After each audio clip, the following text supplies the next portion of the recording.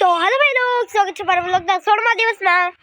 તો આજે મને લાગ્યું કે વ્લોગ બનાવી લઉં પાછો, આમ કાંઈક થાય મગજમાં કે વ્લોગ બનાવી લઉં આજે।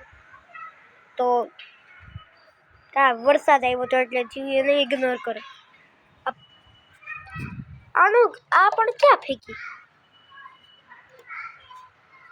અહીંયા ફેંકી દઉં જો ક્યાં ફેંકું, અહીંયા ફેંકી દઉં। ઓ હે ગયું, જાઉં અહીંયા, હલો છે।